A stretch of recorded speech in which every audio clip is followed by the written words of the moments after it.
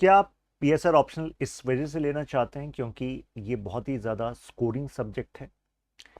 तो अगर केवल यही वजह है तो थोड़ा ठहरिए, समझिए कि पीएसआर ऑप्शनल का नेचर क्या है।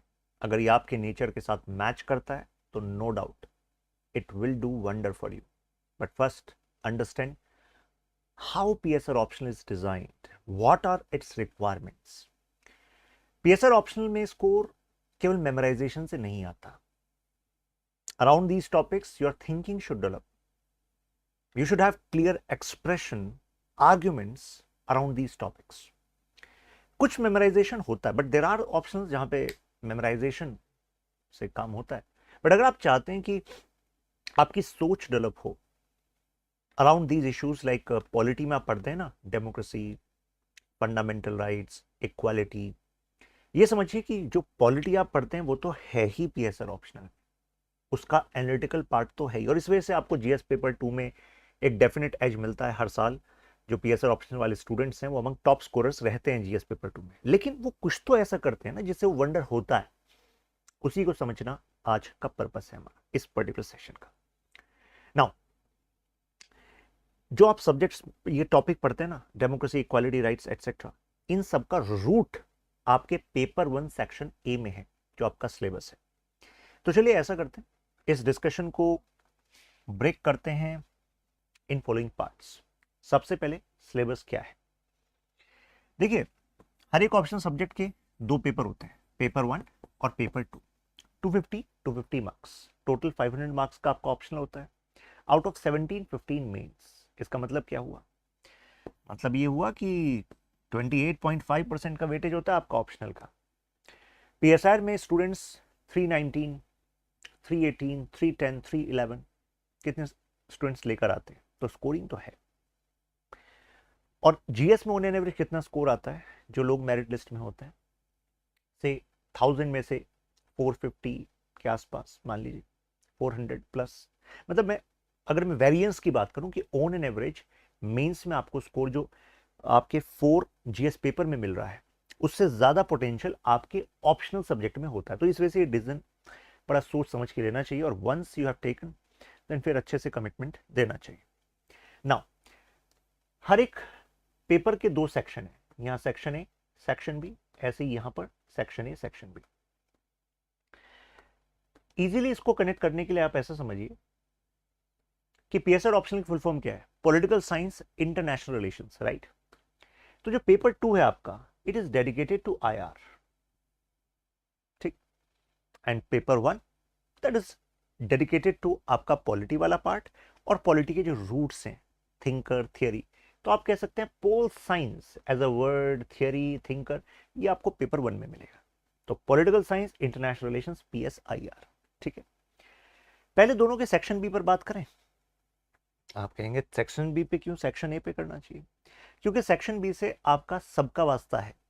कोई ऐसा स्टूडेंट नहीं हो सकता जो यूपीएससी सिविल सर्विस एग्जाम की तैयारी कर रहा हो, किसी भी ऑप्शनल सब्जेक्ट से हो, उसको ये सेक्शन बी वाले टॉपिक कवर करने ही होते हैं, पढ़ने ही होते हैं।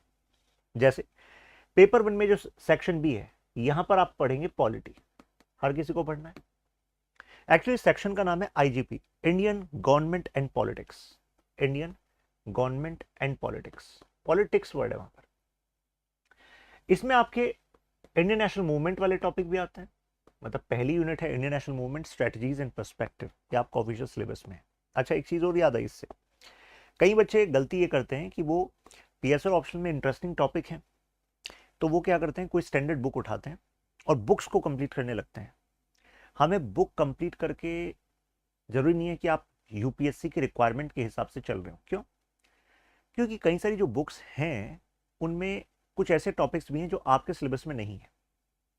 फॉर एग्जाम्पल यहाँ पर आप फॉर एग्जाम्पल थिंकर्स पढ़ रहे हो, तो आपके यहाँ पर 10 थिंकर, वहां पे मान लीजिए 18 थिंकर दिए हुए हैं। तो कई ऐसी बुक्स हैं जो यूजीसी नेट जो है पॉलिटिकल साइंस उसके लिए भी बना दी है और लिख दिया है कि ये यूपीएससी के लिए भी है, लेकिन यूपीएससी के सिलेबस में वो बाकी के थिंकर है ही नहीं। तो यानी कि आपकी approach as per UPSC syllabus होनी चाहिए, है ना।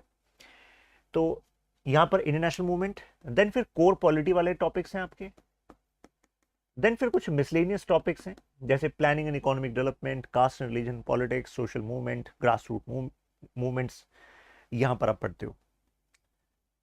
पॉलिटी कहीं जो रूट है वो आपका सेक्शन ए में है, तो मैं इसको ऐसे सिंप्लीफाई कर देता हूं आपके लिए, TTI, मतलब जो फर्स्ट टी है दैट इज थिंकर।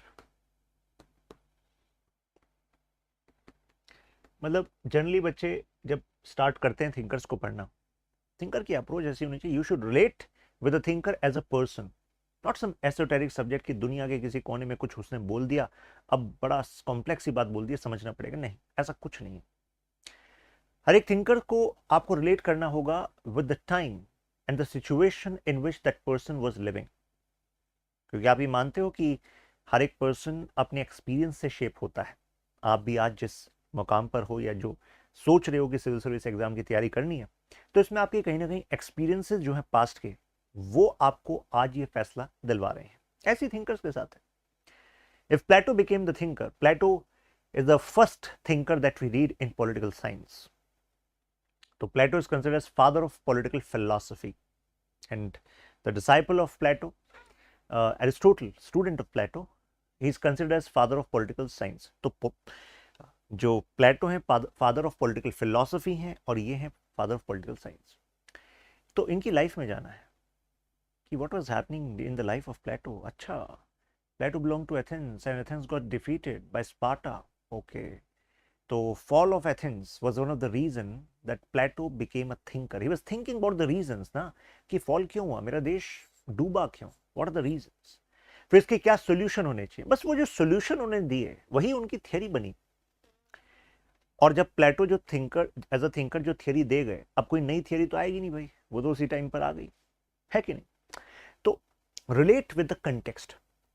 कई बार अगर आप कोई बुक उठाते हो थिंकर की, सबसे बड़ी गलती क्या होती है, आप उसको रीड करना स्टार्ट करते हो और उसका जो इंटरकनेक्शन है पास्ट का, वो आपको हो सकता है उस बुक में नहीं दिया हुआ है, तो आप क्वेश्चन करने लगते हो, अरे यार ये क्या कह दिया है इन्होंने, theory of soul, theory of communism, आत्मा की थ्योरी, ये क्या होता है भाई, राइट। ये फिलोसफर किंग, अच्छा कुछ नई बात है, कुछ रटनी पड़ेगी, अच्छा फिलोसफर किंग ये होता है, ऐसा कुछ नहीं है। एक बार आपने एसेंस पकड़ लिया ना किसी थिंकर का, then things will become cake walk for you. Then जो दोस कीवर्ड्स जो जिसको यूज करने से आपके आंसर में एज आती है, तो अगर वो स्टोरी लाइन के अंदर पिरोए गए कीवर्ड्स हैं, तो स्टोरी लाइन तो आपको याद रहेगी, then you will be able to reproduce it better. That is why I always say कि मल्टीपल बुक्स को रेफर ना करो।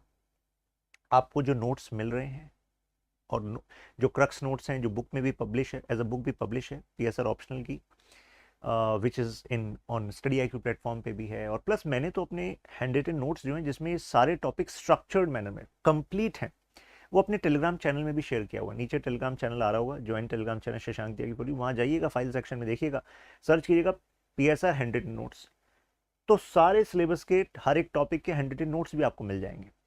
तो आइडिया हो जाएगा कि अच्छा ये पढ़ना है, राइट, ये पढ़ना है, एग्जैक्टली क्लियर होना चाहिए कि यहां से क्वेश्चन आते हैं। तो थिंकर्स में हम दो तरीके से थिंकर्स पढ़ते हैं, तो वेस्टर्न पॉलिटिकल थिंकर है, एक इंडियन पॉलिटिकल थिंकर है, जैसे चाणक्य, गांधी, BR अम्बेडकर। यहां पर आप पढ़ते हो प्लेटो, एरिस्टोटल, मैकियावेली, हॉब्स, लॉक, मिल, मार्क्स, ग्रैम्सी, हन्ना अरेंट, ये टॉपिक आप यहां पढ़ते हो। यही टॉपिक है, इन्हीं को पढ़ना होता है, इन्हीं के अंदर की कुछ कुछ कमेंट्री होती है, इनके आइडियाज होते हैं। और एक हर एक आइडिया को ऐसे पढ़ना होता है कि अच्छा, लॉक ने अगर कहा कि यार 3 तरह के राइट्स जो हैं वो तो हर एक को मिलने ही चाहिए देश में, right to life, liberty and property, और जो राइट टू प्रॉपर्टी है that should be considered equal to right to life. तो आपके दिमाग में आना चाहिए यार ठीक है, मुझे केवल ये नहीं याद करना LLP, लाइफ, लिबर्टी, प्रॉपर्टी, कुछ जो ट्रिक्स होंगी जिसे डायरेक्टली आप अपने आंसर में दे सकें, वो तो मैं हर एक क्लास में जब कोई भी थियरी पढ़ाऊंगा, कोई भी टॉपिक पढ़ाऊंगा, trick to remember this and trick to use in answer, कि कैसे यूज करना है, कैसे इंटरकनेक्ट करना है, वो सब आ जाएगी। लेकिन साथ में हमें ऐसा सोचना पड़ेगा, why he was saying this, life और प्रॉपर्टी, यार गजब आदमी है, क्या कह रहा है कि लाइफ और प्रॉपर्टी इक्वल, हाँ ये उन्होंने कहा, उसका उनका जस्टिफिकेशन भी है। And beauty of this chapter is when you're going to read और अंडरस्टैंड इन क्लासेस प्लेटो, जब हम डिस्कस करेंगे तो आप प्लेटो से रिलेट करेंगे, यार बिल्कुल सही कह रहा है प्लेटो, 100% बिल्कुल सही, मैं प्लेटो की जगह होता शायद यही कहता, फिर एरिस्टोटल में जाएंगे और एरिस्टोटल खुद प्लेटो को क्रिटिसाइज करेगा कुछ पॉइंट्स पे, आपको यार एरिस्टोटल ज्यादा सही लग रहा है हमें। जब मैं मार्क्स पढ़ाऊंगा तो आपका मन करेगा लाल सलाम बोल दिया जाए, मार्क्स बिल्कुल ठीक है। क्या गहरी बातें करी हैं, इतना गहरी बातें करी हैं, आज दिमाग खुल गया है कि कैसे दुनिया चलती है, कुछ चीजें जो पास्ट में हुई है वो क्यों हुई है, कैसे international politics was also shaped to lot of extent by Marx and ideas, कैसे Russian revolution was not just a revolution of changing guard or who is going to have power, it was more than that. ये सब चीजें interlink होंगी आपको। फिर जैसे ही marks से निकलेंगे तो मान लीजिए किसी और थिंकर में जाएंगे, आपको लगेगा वो भी सही है। तो देखो आप कहोगे फिर सही कौन है, यही तो ब्यूटी, मैंने क्या कहा था, पॉलिटिकल साइंस में मेमोराइजेशन नहीं, थिंकिंग डेवलप होनी चाहिए। फिर आपको पता लगेगा कि हाँ यार, on certain aspects yes he was correct, but there were certain lacuna, there were certain gaps in the theory of that thinker.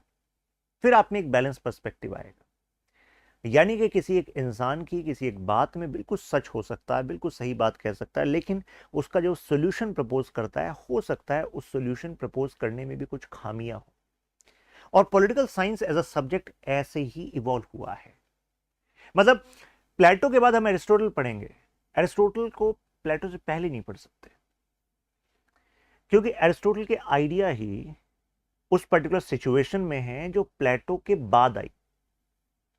Aristotle के आइडियाज ही प्लेटो के क्रिटिक में है। जब प्लेटो को पढ़ोगे तभी तो उसका कटाक्ष करोगे ना, क्रिटिक करोगे। बात समझ में आ रही है? अगर मार्क्स पढ़ेंगे तो मार्क्स से पहले कैपिटलिज्म समझना होगा, जॉन लॉक एंड मिल समझना होगा, जिससे में आपको लगेगा कि यार कैपिटलिज्म ही असली चीज है यार, ये क्या, यही तो है। तो बिल्कुल सही बात है यार, कैपिटलिज्म से इकोनॉमिक ग्रोथ, वेल्थ, ये सर्विसेज आप इंटरनेट, आज इंटरनेट के थ्रू इस क्लास में है, इस सेशन में है, this is due to capitalism. ये कोई गवर्नमेंट की सर्विस थोड़ी ना है, इंटरनेट, ये लैपटॉप, ये मोबाइल, ये सब कैपिटलिज्म का ही आउटकम है। जब कैपिटलिज्म समझ लोगे और इन थिंकर्स की आइडिया समझ लोगे अराउंड इट, उसके बाद ही हम इसका क्रिटिक करेंगे। और क्रिटिक करने कौन आएगा? मार्क्स, क्योंकि मार्क्स आया ही कैपिटलिज्म का क्रिटिक करने हैं। तो इसी वजह से जो चैनल ऑफ थॉट्स हैं वो आपके डेवलप होने चाहिए। इससे आपके जो चैप्टर्स हैं वो कोई अलग अलग कोई टास्क नहीं है आपके लिए कि अच्छा इस चैप्टर को रटना है, नहीं। PSR optional flows like a story. That's why it doesn't require any background. One thing that I want is that you should be curious to know how our society works, how our nation works, how international politics work. Curious होने चाहिए आप, आपको सोचना पसंद होना चाहिए, आप चाहते हो कि आपके सोचने में डेप्थ आए, वो आएगी।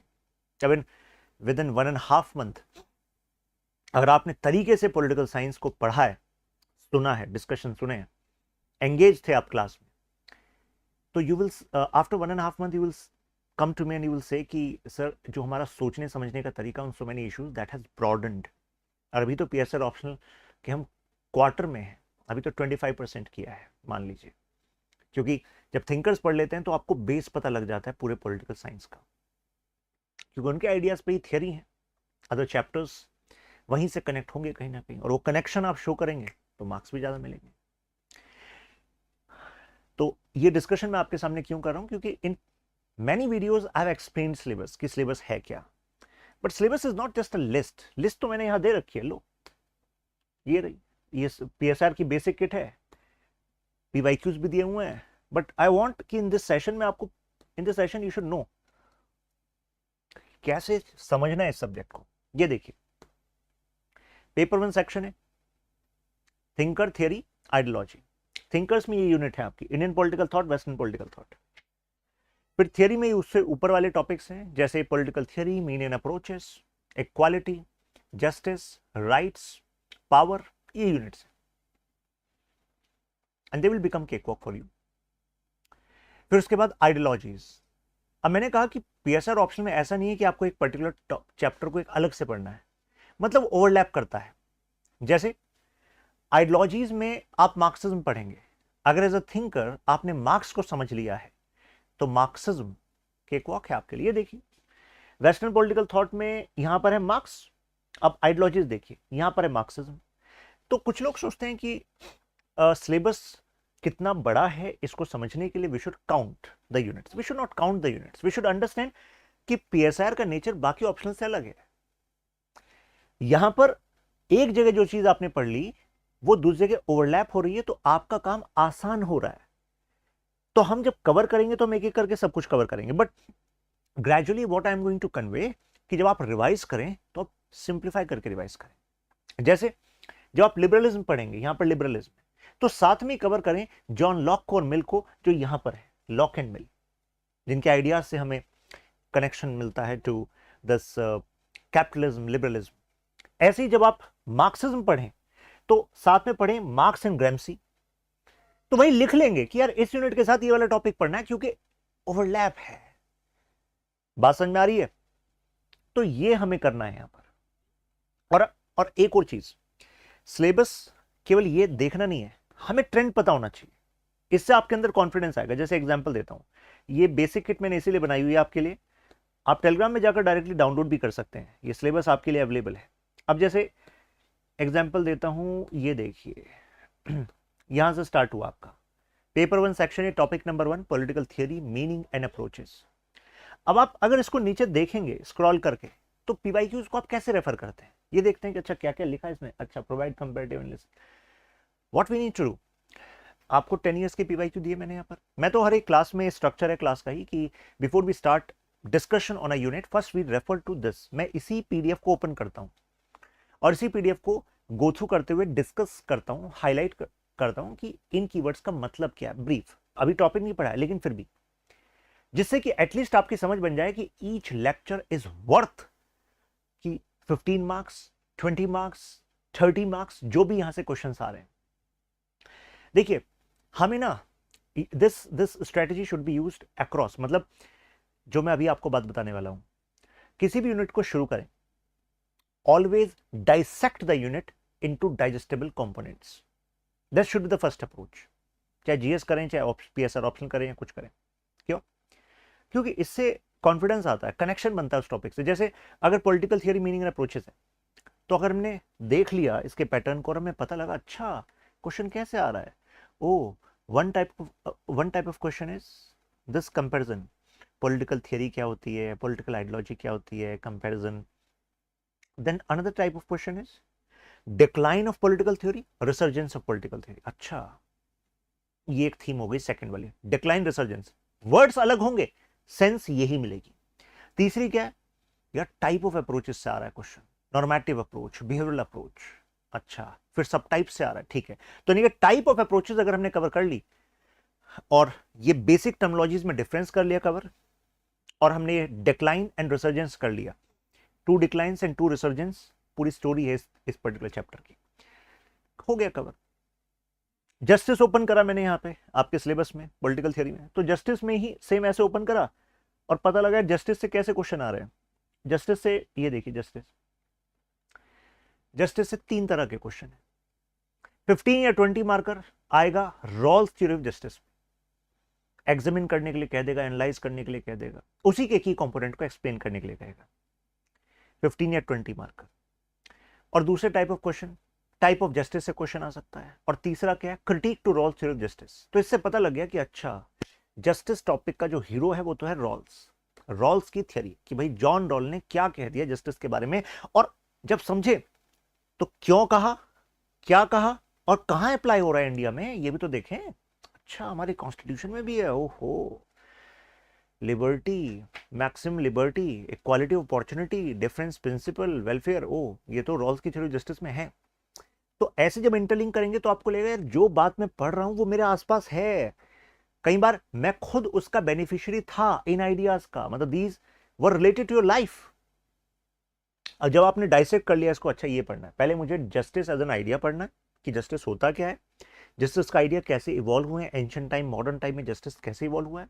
मुझे पढ़ना है कि टाइप क्या है जस्टिस के, अच्छा टाइप पे क्वेश्चन आ जाता है, फिर रॉल्स ने क्यों दिया, क्या दिया आइडिया, और कैसे उसका इंटरलिंक करा, और फिर रॉल्स का भी क्रिटिसिज्म किस किसने किया, तो क्रिटिक पे क्वेश्चन आया था। अच्छा, कम्युनिटेरियन क्रिटिक, ओके, खुद लिबरल क्रिटिक, मार्क्सिस्ट क्रिटिक, तो इस तरीके से आ जाए। अच्छा, अमर्त्य सेन भी क्रिटिक कर रहे हैं, ओके, नीति एंड न्याय के कॉन्सेप्ट पे, अच्छा, उसमें श्री कृष्ण एंड अर्जुन का एग्जाम्पल है, ठीक है, नीति न्याय श्री कृष्ण अर्जुन, तो ऑन टिप्स होने चाहिए आपके ऐसे। ये देखिए, explain how Rawls use liberal egalitarian perspective, Rawls idea liberal self, examine entitlement theory of justice, type of justice आ गया, फिर रॉल्स, फिर make comparative assessment of Greek and Rawlsian, Rawls की जस्टिस से कंपेयर कर दिया ग्रीक, यानी कि आप प्लेटो में जो आइडिया ऑफ जस्टिस पढ़ते हैं, एरिस्टोटल में आइडिया ऑफ जस्टिस पढ़ते हैं, उनके हिसाब से क्या, रॉल्स के हिसाब से क्या, क्योंकि एंशियंट में वो, ग्रीक वो, और मॉडर्न रॉल्स का idea. Communitarian perspective on justice, communitarian critic है एक्चुअली रॉल्स का, रॉल्स पे क्रिटिक कर रहे हैं कम्युनिटेरियन, पढ़ेंगे आप इनके बारे में। तो बेसिकली एक टाइप पे क्वेश्चन आ गया, डिस्ट्रीब्यूटिव जस्टिस टाइप पे क्वेश्चन आ गया। John Rawl, justification of discrimination, again John Rawls की थ्योरी, रॉल्स थ्योरी। आप देख रहे हैं एक पैटर्न दिख रहा है कि नहीं दिख रहा है आपको? तो ऐसे ही पढ़ना है मैं। अब आइए, मुझे लग रहा है अप्रोच तो पता लग गई आपको। आइए फिर अब सिलेबस को और फर्दर ब्रेक कर देते हैं। देखिए, पेपर 1 सेक्शन है political theory and Indian politics. Political theory ये वाला पार्ट, इसमें टीटीआई है, thinker theory ideology. Political theory meaning and approaches, यहां से यहां तक ये सब थियरी है, theory of state, justice, equality, rights, democracy, concept of power. फिर आपकी एक यूनिट आइडियोलॉजीज की है, मैं इसको फर्दर जूम कर देता हूं जिससे आई थिंक कुछ स्टूडेंट्स फोन में भी देख रहे होंगे, तो आई थिंक अभी आपको क्लियरली विजिबल होगा। फिर देखिए Indian political thought and western political thought, अभी जो बताया, थिंकर थियरी आइडियोलॉजी, ये है। सेक्शन भी देखिए, इसका नाम है इंडियन गवर्नमेंट एंड पॉलिटिक्स। पहला topic Indian nationalism, Indian national movement, strategies and perspective, ये है। फिर इसके बाद कोर पॉलिटी वाले टॉपिक्स आ जाएंगे जो आप जीएस पॉलिटी में पढ़ते हो ना, Laxmikanth, making of Indian constitution, salient features etcetera. लेकिन हमारा पढ़ने का तरीका अलग होगा। आई हैव सीन, मतलब कितने स्टूडेंट्स आते हैं मेरे पास, they have taken coaching and then they tell me कि पॉलिटी वाला जो एस्पेक्ट था वो तो टीचर ने बोला था कि, मतलब वो डिक्टेशन दे रहे थे, उसके बाद बोल दिया कि ये तो पॉलिटी में पढ़ते हो आप, वही है पीएसआर में अलग से क्या पढ़ोगे। अच्छा जी, पीएसआर में पढ़ना तो अपॉर्चुनिटी है, मतलब पीएसआर में पॉलिटी पढ़कर आप कहोगे अब जीएस में एनालिटिकल क्वेश्चंस जो मेंस में आ रहे हैं वो भी हम कर लेंगे अच्छे से, तो बात है। यहां तो आपको एज आनी चाहिए। क्यों? एग्जांपल देता हूं मैं क्यों कह रहा हूं कि पीएसआर में पॉलिटी पढ़कर जीएस में एज लो, ठीक है, ना कि जीएस में पॉलिटी पढ़कर इसको छोड़ दो, ऐसा मत करो। जैसे मेकिंग ऑफ इंडियन कॉन्स्टिट्यूशन, अब यहां पर जो कुछ कीवर्ड्स होंगे मैं उसको कनेक्ट करूंगा पेपर 1 सेक्शन ए से। अगर प्रेम्बल है तो प्रेम्बल में कहूंगा कि मैं we the people of India, जिससे हमारा कॉन्स्टिट्यूशन स्टार्ट हो रहा है, this idea is can be connected from Rousseau's idea, from the Lockean idea, from the Mill idea। बात समझ में आ रही है? जब लिबर्टी, इक्वालिटी, फ्रेटर्निटी की बात आई, और लिबर्टी में आपको डिटेल में वहां बता चुका हूं, तो आपको नहीं लगता कि यहां अब जब आप पॉलिटी पे कंटेंट की बात करेंगे तो आपके पास लिखने के लिए इतना कुछ होगा। कंटेंट डेफिशिएंसी तो मेन रीजन है जिसकी वजह से बच्चों के मीन्स में कुछ रिफाइन लिख पाते हैं और कुछ कम जनरल लिख पाते हैं। हमें जनरल नहीं लिखना, हमें स्पेसिफिक लिखना, तो स्पेसिफिक लिखने का टैलेंट आपका बन जाएगा। क्योंकि हम जो बैच स्टार्ट कर रहे हैं अभी, मंडे ओरिएंटेशन सेशन तो स्टार्ट हो ही रहा है, तो उसमें यही है, paper 1 section A, then paper 1 section B, then next. अब फिर देखिए सब पॉलिटी के topic, making, salient features, principal organs, grassroot democracy.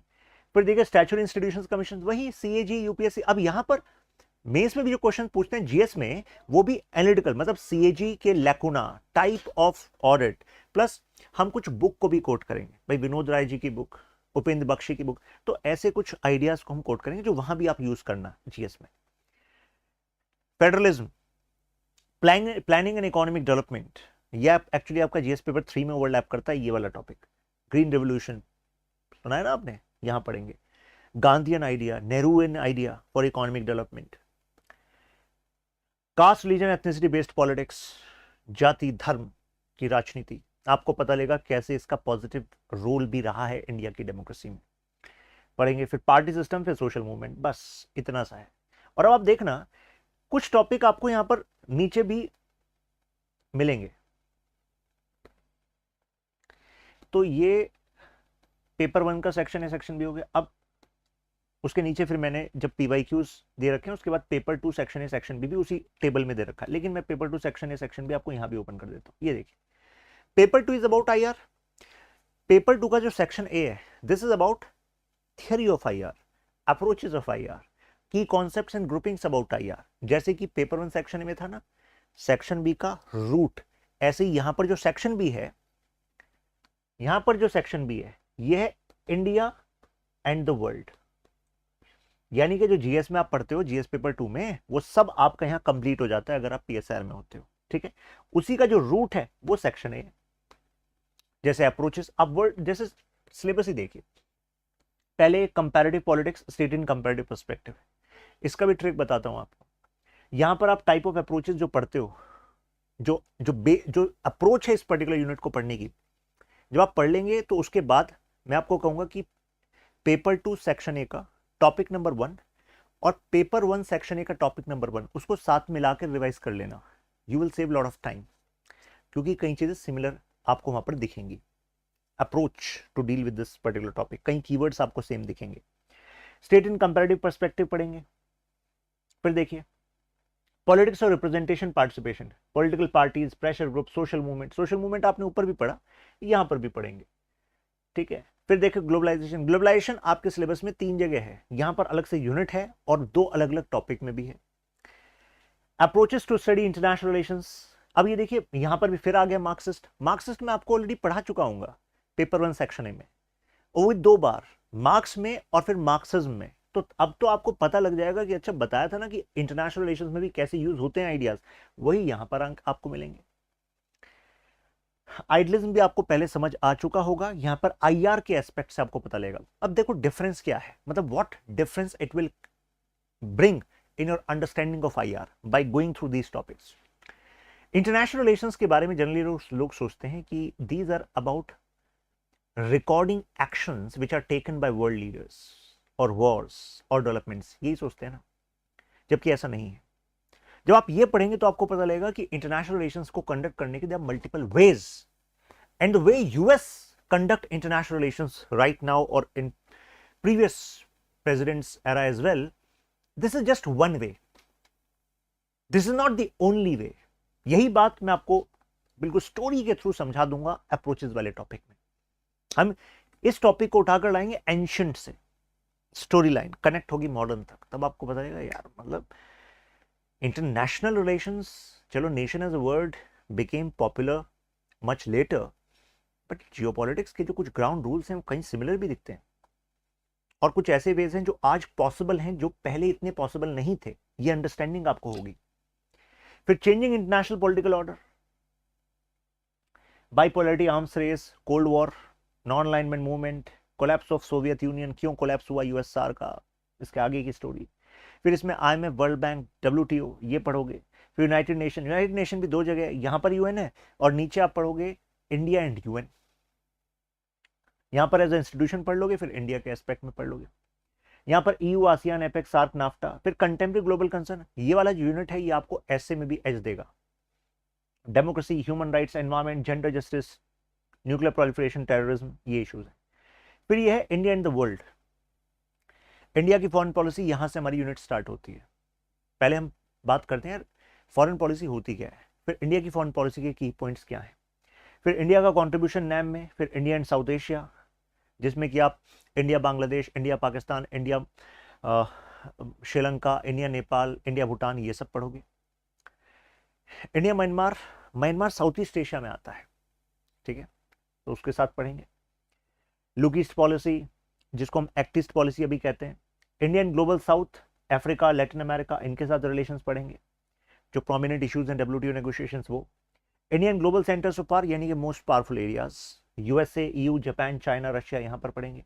फिर इंडियन यूएन सिस्टम, कहा था ना यूएन, यहां पर 2 प्रोमिनेंट टॉपिक है। अब देखो वही ट्रेंड पहचानो, चलो एक पेपर 2 से भी एग्जांपल देके बता देता हूं कैसे चीजों को सिंप्लीफाई करना है। अब इंडियन यूएन सिस्टम है, तो चलिए इसी को ओपन करते हैं, मैं बताता हूं कैसे पीवाईक्यूज का यूज करना है। आप इसको ओपन कर लेते हैं इस यूनिट को, कि कैसे क्वेश्चंस यूपीएससी ने पूछे हैं यहां से। Indian global centres of power आ गया, इसके नीचे ये आ गया, ठीक है। अब हमें क्या करना है, हमें देखना है कि यार पिछले 10 सालों में कैसे क्वेश्चंस यहां से आए इस यूनिट से, before we start this unit, ठीक है। 2 कीवर्ड बता रहा हूं आपको, एक तो इंडिया की यूनाइटेड नेशन सिक्योरिटी काउंसिल में परमानेंट सीट, और एक इंडिया का कंट्रीब्यूशन इन पीस कीपिंग। अब देखिए जरा पीवाईक्यूज को, आपको रिपीटिशन दिख रहा है कि नहीं दिख रहा है? 24 में आया था क्वेश्चन, ठीक है, 25 में यहां से क्वेश्चन नहीं आया, और 26 वाला मेंस अभी होना है। India must strive to become a semi permanent member of UNSC, वही इशू आ गया, permanent semi permanent member. UN का peace keeping operation, importance of India, ये थी मैं। Justify India's claim to permanent seat, फिर वही इशू आ गया। ये एसडीजी यूनाइटेड नेशंस, ये एक ऑफ बीट था। ये हम जो भी आपको एक टॉपिक दिखाया था जिसमें कि कंटेम्प्रेरी ग्लोबल कंसर्न्स की बात कर रहे थे, वहां पर भी ये सब टॉपिक आता है, तो हम उसको वहां पर भी रिलेट कर सकते हैं। फिर देखिए India's claim of permanent seat, फिर वही क्वेश्चन रिपीट हुआ। Analyse recent trend of India, फिर पीस कीपिंग ऑपरेशन 29 में। फिर देखिए 28 में इंपेडिमेंट इंडिया परमानेंट सीट, फिर परमानेंट सीट। फिर India has been the largest and consistent, फिर यूएन पीस कीपिंग ऑपरेशन। तो मतलब अगर हम ट्रेंड देखें, ट्रेंड पे फोकस करें, तो दो चीजों पर अगर आपके पास 220 वर्ड्स क्रिस्प क्वालिटी वर्ड्स आपके नोट्स में हैं, तो एक क्वेश्चन आएगा। जैसे 24, 23, 22, ये ट्रेंड पता लग रहा है कि हर साल एक क्वेश्चन आ रहा है, और एक क्वेश्चन का वेटेज कितना है? 10, 15, 15 या 10, तो इतने ही वेटेज का क्वेश्चन आ रहा है इस यूनिट से। हमें क्वालिटी 220 वर्ड्स अगर अपने नोट्स में मिल गए, हमने दोनों टॉपिक को, इनको दोनों कीवर्ड्स को अच्छे से समझ लिया, आंसर राइटिंग प्रैक्टिस कर ली, कुछ पर्सपेक्टिव इसमें ऐड कर लिए, थिंकर्स के पर्सपेक्टिव, मैंने सब कुछ बहुत ही स्ट्रक्चर्ड वे में आपके नोट्स में ऑलरेडी ऐड किया हुआ है। क्लास में हम डिस्कस करते हैं, क्लास में आंसर राइटिंग करते हैं, ये सब क्लास में कवर हो जाएगा।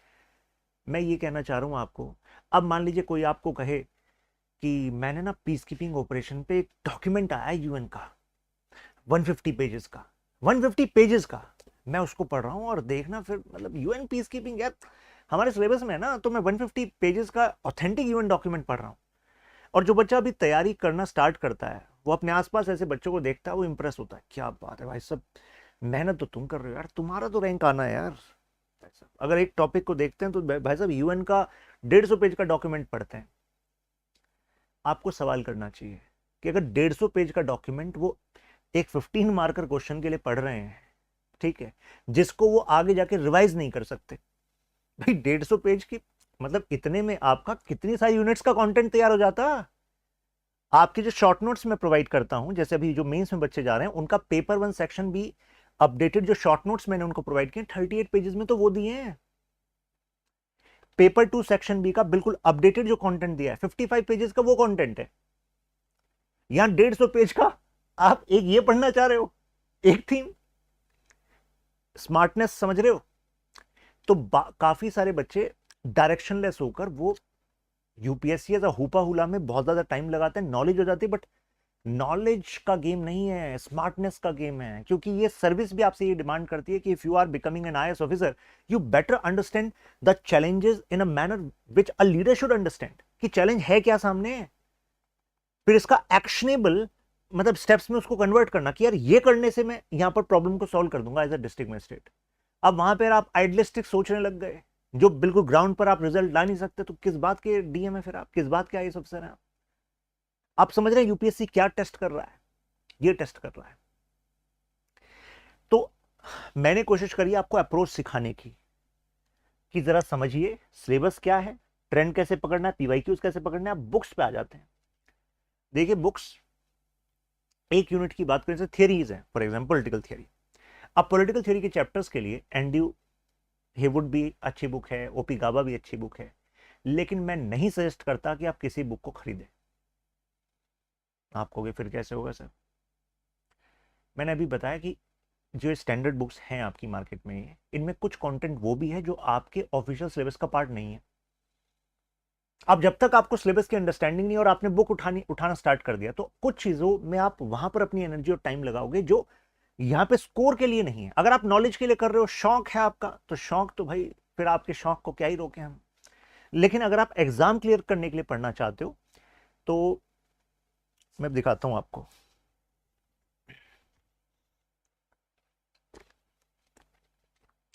ऐसी 4 बुक्स हैं, ये पेपर 1 सेक्शन ए की है, ऐसी पेपर 1 सेक्शन बी की है, paper 2 section A, paper 2 section B. इन बुक्स में आप चैप्टर ओपन करेंगे कोई भी, तो लिखा हुआ है नीचे कि भाई these particular sources were referred, तो पता है आपको यार सारे स्टैंडर्ड सोर्सेज रेफर करके ही बनाई गई है।